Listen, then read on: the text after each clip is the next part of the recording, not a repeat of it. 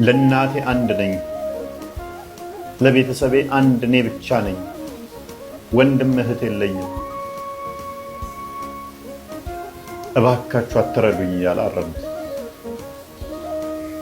እያለቀሰ በፈጠራችሁ ለእናቴ ብዬ ነው የወጣሁት፣ ቤተሰቤ በጣም ችግረኛ ናቸው፣ ለእናቴ ብዬ ነው የወጣሁት፣ አንድ እኔ ብቻ ነኝ፣ ማንም የላትም፣ አትረዱኝ እያለ እየለመናቸው ጭንቅላቱ ላይ ቆመው አረዱት።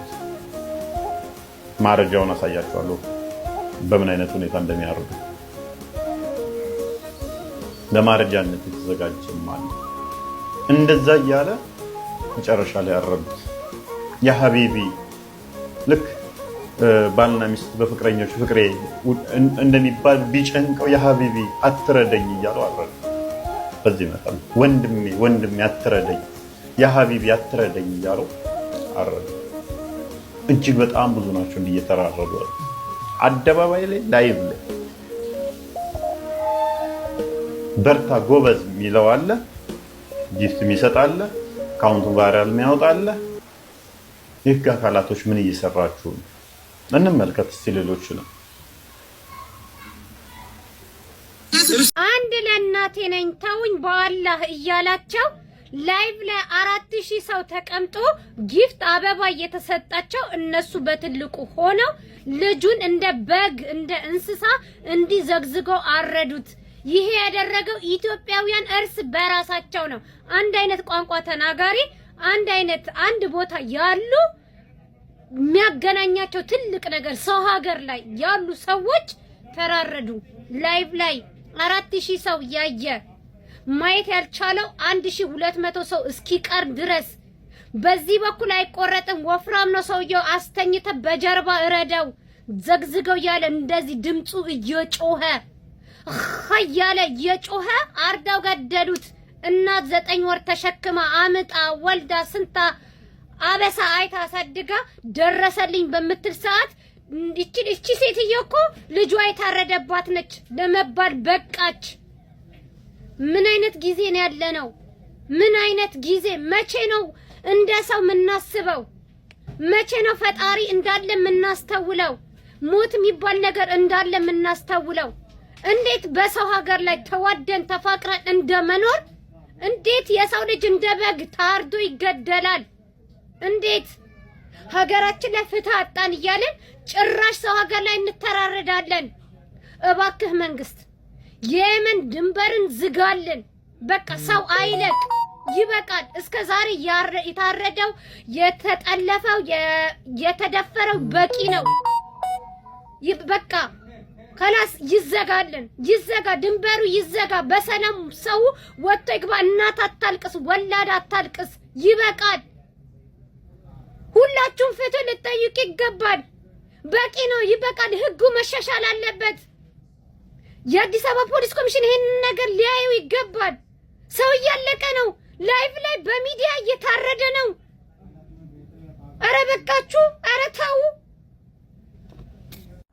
ምን አይነት አቅም ፈጠረ አፋብን የሚለውን የአፋብንን አቅም ያሳየ ነው። ኖት ኦንሊ አቅሙን how and why የሚለውን the hows and whys ይሄንን ትግል እንዴት ነው አፋብን የሚያደርገው? የሪሶርሱ ምንጭ ማን ነው?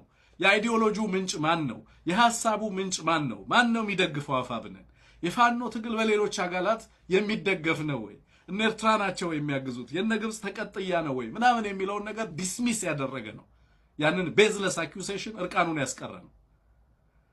በራሳችን አቅም ነው የሚለው። በራስ በቅነት የምንላት ነገር አለች።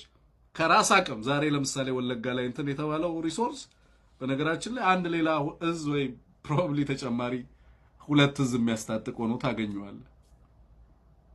ዳሰት መነሻው የትግሉ ስልት እና ህዝባዊነቱ፣ የመረጃው ምንጩ ህዝብ፣ የስንቅ ምንጩ ህዝብ፣ የትግሉ ምንጭ ህዝብ፣ የሰው ሀብት ምንጩ ህዝብ። ሪኮነሰንስ ድሮን መጠቀም አይጠበቅብህም። በጣም ብዙ ቢሊዮን ዶላር የሚያስወጡ የቱርክና የቻይና ድሮኖችን መጠቀም የለበትም ፋኖ። አዲስ አበባ ቤተመንግስት ውስጥም ሆነ ደባርቅ ላይ ምን እንደሚያወራ ያገዛዙ ጀነራል ሰፊ ህዝባዊ ሰንሰለት ዘርግቶ እያንዳንዱን ያገዛዙን እንቅስቃሴ ምክንያቱም ለምን መሰለህ አንሙት ምንድነው የሚለው አስረስ በጽሁፉ ላይ ከህዝብ ጋር የሚዋጋ ሰራዊት ነው ኮዝ የለውም ይላል ኦብጀክቲቭ የለውም በእኛና በእነሱ መካከል ያለ የዓላማ ልዩነት ጦሩን አዛብቶታል ይላል አስረስ ፋውንዴሽን የለውም ወደ ህዝብ ሊተኩስ የሚችልበት ምክንያት የለም ይሄ አገዛዝ ጦርነቱን ተሸንፎ የገባው ህዝብን ወጋለው ብሎ ሲገባ ነው ደፍሮ ከህዝብ ጋር የተዋጋ በነገራችን ላይ ምናልባትም በአንደኛው ክፍለ ዘመን በሚቀጥሉት 2 እና 3 ሴንቹሪስ የሚሳቅበት አገዛዝ ነው በነገራችን ላይ ደፍሮ ኢትዮጵያን ህዝብ ወጋለው የሚል ሌሎች በርካቶች ሞክረው ላለፉት ሺህ ዓመታት እኮ ነው አንሙት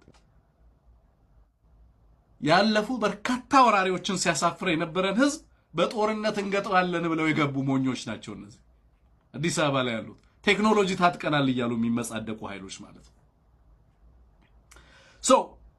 ከመሰረቱ የትግሉን የሞራል ስንቅም በተመለከተ አንሙት ህዝባዊነቱን በተመለከተ በሚገባ አስረድቷል ለምን እያሸነፍናቸው ነው የሚለውን ነገር በደንብ አስቀምጧል ከዛስ ጦሩ በስፋት እንደሚማረክ ወታደሩ እንደተዛባ ኃይሉና ሚዛኑ እንደተዛባ በደንብ በጽሁፉ አስቀምጧል ለምንድነው የምናሸንፈው የሚለውንም አብሮ ስላብራራ ማለት ነው እንማረካቸዋለን ነው ያለው አሁንም ሁለት ምርጫ ነው ያለው አለ ወይ ጦርነቱን መቀጠል ወይ መማረክ ነው ያለው እድል ኤዘር ወይ ግን ምን ይላል አለ ይሸነፋል ሁለቱንም መንገድ ወይ እጅ መስጠቱንም ጦርነቱንም መቀጠል እጅ ቢሰጥም ተሸንፎ ነው የሚሰጠው እቀጥላለሁ ቢልም ይሸነፋል ሌላ አማራጭ የለውም ፖስት አብይንም ጭምር የሚያየው በዚህ ንግግሩ አስረስ አንተ እንዳልከው አልቲሜትሊ ይሄ ትግል አብይን ብቻ እና አብይ ስርዓት ከአብይ ስርዓት በኋላ ግራ እንጋባለን የሚል ሳይሆን በተጨባጭ ምን አይነት ስርዓት የማዋለድ ፍላጎትም እንዳለው የሚያሳይ ነው